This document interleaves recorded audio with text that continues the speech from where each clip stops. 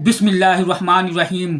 Subscribe करें हमारे channel दिल से दीन की बातें, अच्छी अच्छी प्यारी प्यारी इस्लामिक वीडियो देखने के लिए। प्यारे दोस्तों, शैतान इब्लीस के साथ क्या करना चाहिए और शादी की पहली रात क्या करना चाहिए, आइए सुनते हैं मुफ्ती सलमान अजहरी का ये बयान। इस्लाम औरत की इज्जत इतनी देता है, जब तक वो अपनी रजा का इजहार नहीं करती काजी की मजाल नहीं कि वो निकाह पढ़ा सके। हम खुद खड़े रहते हैं जब तक इजाजत नहीं आती। पहले हम औरत की इजाजत लेकर के आते हैं और फिर औरत को उसका हक महर देने का हुक्म भी मर्द को दिया गया है कि वो तुम्हें अपनी जिंदगी छोड़कर आ रही है, अपना घर छोड़ करके आ रही है, उसका हक महर अदा करो। और लाने के बाद जानते हैं मेरे आका सल्लल्लाहु ताला अलैहि वसल्लम की तालीमात क्या है?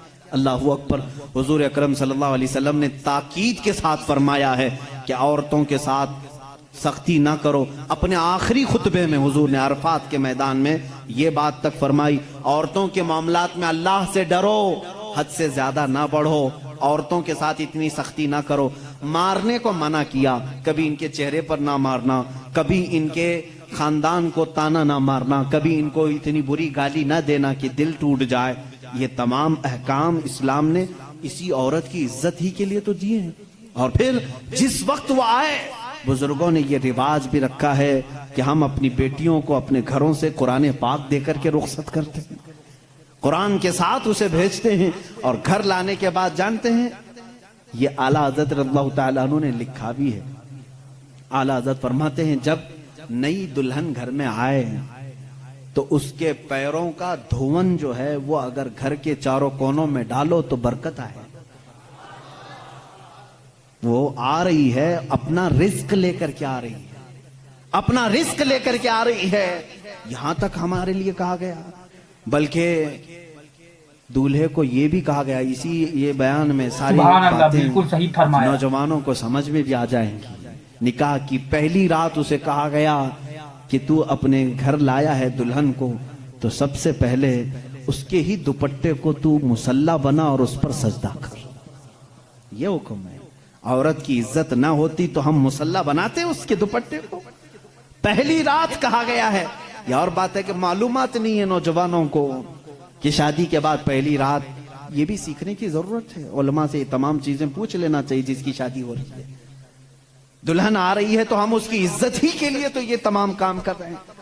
और उसके बाद हुक्म ये दिया गया कि सबसे पहले उसके साथ बातचीत की शुरुआत करने से पहले उसकी पेशानी पर हाथ रखकर अल्लाह की बारगाह में ये कहो, ऐ अल्लाह, इसके अंदर जितनी तूने अच्छाइयां रखी हैं वो सब अच्छाइयां मुझे अता कर दे, और जितनी इसके अंदर बुराइयां हैं उन तमाम बुराइयों से मुझे तू बचा दे। यहां से तू शुरुआत कर। जाहिर सी बात है, मैंने उस वक्त महसूस किया, चंद दिनों पहले एक नौजवान को तलकीन कर रहे थे, पेशानी पर जहां बाल उगते हैं वहां हाथ रख करके दुआ करना। तो उसने पूछा कि हजरत दुआ तो ऐसे ही कर सकते हैं, पेशानी पर क्या? मैं भी चौंक गया। इसको मैं बताऊं, मेरे एक उस्ताद से मैंने पूछा, क्या ऐसा है कि अपनी दुल्हन की पेशानी पर हाथ रख करके इस तरह दुआ करना चाहिए? उन्होंने कहा हाँ है। दुआ तो कैसे भी करें, हाथ ना रखें और हाथ छोड़ें, हाथ उठाएं, सब दुआ अल्लाह सुनता है, लेकिन इसलिए पेशानी पर रख करके दुआ करने के लिए कहा गया कि वो आज अपने वालिदैन को छोड़ करके आई है, उसके वसीले से अल्लाह जल्दी दुआ कबूल करेगा। उसका दिल मगमूम है, वो गमगीन है, और गमज़दा लोगों के साथ मेरा मौला है। वो अपने वालिदैन को छोड़ करके तेरे घर आई है, वो मगमूम है, बहुत गमज़दा है। आज उसकी पेशानी पर हाथ रख करके दुआ करो। मेरा उसी दिन ये जहन समझ गया कि इस्लाम ने औरत को वो मकाम दिया है, वो इज्जत दी है। हमने उसको अपने जिस्मों को सुकून पहुंचाने वाला आला नहीं समझा, मशीन नहीं समझा, बल्कि हकीकी मुस्लिम वो है जो अपनी औरत की इज्जत भी करे, एहतराम भी करे।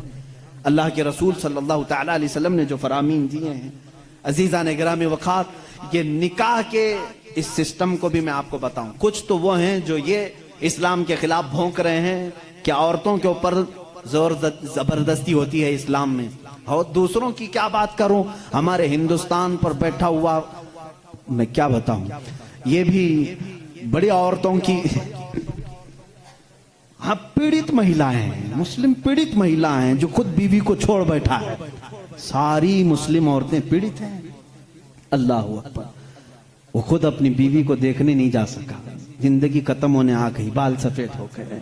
अल्लाह अकबर। पीड़ित महिलाएं हैं मुसलमान। हाँ, अगर ए मुसलमानों कोई भी हम में से औरत पर जोर जबरदस्ती करता है, याद रखो मैं तुम्हें बताऊं कि कुरान की क़यामत के दिन अल्लाह जानवरों पर भी उठाए हुए हाथ का फैसला लेगा। तो औरत की बात तो दूर की है, मेरा अकीदा तो यह है, एक औरत ने बिल्ली को बांध रखा था, बुखारी शरीफ में है, वो मर गई बिल्ली, और वो औरत बहुत इबादत गुजार थी, लेकिन अल्लाह ताला ने फैसला फरमाया कि इस औरत को जहन्नम में डालो। मेरी एक मखलूक को बांध कर रखी इसने और वो मर गई। हमारा तो अकीदा यह है, तुम औरतों पर अगर जुल्म करते हो तो तुम जिम्मेदार हो, लेकिन इस्लाम नहीं। इस्लाम वो कामिल दीन है। ये बेचारे क्या पढ़ पाएंगे जिनको कभी ढंग की स्पेलिंग नहीं आती, कभी हाँ, ये एक ऐसा होता है कि डमरू बजाओ तो कोई नाचता है। इसी तरह से कुछ लोग पीछे से कुछ लिख करके दें, कुछ बयान करने के लिए, तो कुछ लोग कह जाते हैं, उनको खुद नॉलेज नहीं होती। ऐसे ही कुछ लोग इस्लाम पर भी भोंकते हैं। अब अगर ये टॉपिक अगर मैं छेड़ूं 3 तलाक के, तो और बड़े मामलात हैं। 3 तलाक के लिए इस्लाम ने जोर जबरदस्ती की है। औरतों पर जुल्म है, ये पीड़ित हैं, ये महिलाएं हैं, इनको इंसाफ दिलाना चाहिए। 3 तलाक देना, पहली बात ये समझे ही नहीं। आप तो समझते हैं ना, इस्लाम में फजर की नमाज फर्ज है, जोहर की नमाज फर्ज है ना, असर मगरिब इशा फर्ज है, तलाक देना फर्ज है, फर्ज है। तो इतना क्यों नहीं समझ रहे? कौन कहता है कि हर मुसलमान 3 तलाक देना फर्ज समझता है? अरे वो बिल्कुल सही फरमाया। हम कभी भी किसी भी बंदे को निकाह पढ़ाते हैं तो तलाक का नाम तक नहीं लेते। अगर जिक्र कर दिया ना कि मैं 5 साल के बाद तलाक देने के लिए निकाह कर रहा हूं, तो वो निकाह ही हराम हो गया। बल्कि मैं कहता हूं, अगर तुमने निकाह में ये कह दिया 80 साल के बाद मैं छोड़ दूंगा, या 80 साल का ये कॉन्ट्रैक्ट है मेरा, तो निकाह नहीं है वो निकाह नहीं, उसको मुता कहते हैं। हम निकाह में कभी वक्त मुतय्यन नहीं कर सकते, बल्कि हम तो लाइफ टाइम के लिए निकाह कर रहे होते हैं, लाइफ टाइम के लिए। लेकिन इंसानी जिंदगी में कई मामलात ऐसे आते हैं कि मिजाज नहीं जम सकता। जरूरी नहीं है कि हर आदमी का मिजाज दूसरे से जम जाए। कभी ऐसा हो गया तो उसके लिए ऑप्शन रखना चाहिए कि नहीं रखना चाहिए?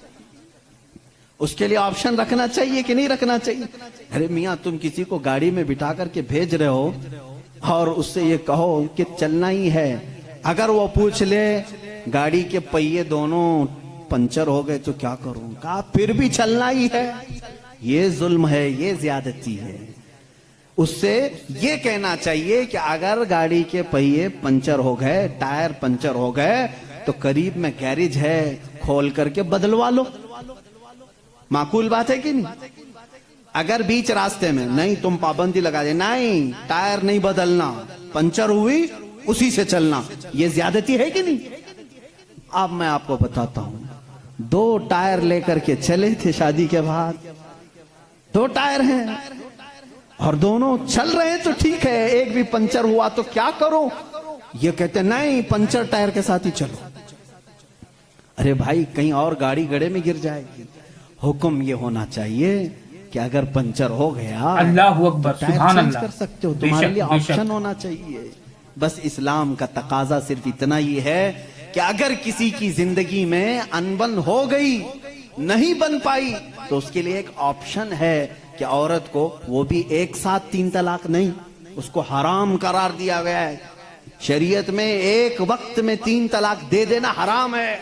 मैं इसका बबांगे दोहल आज ऐलान करता हूं, अगर कोई एक ही साथ अपनी औरत को तलाक तलाक तलाक इस तरह 3 बार कह देता है तो उसने हराम काम किया, गुनाह किया, नाजायज काम किया है। अगर छोड़ना भी है तो उसको इस्लाम ने तरीका बताया है।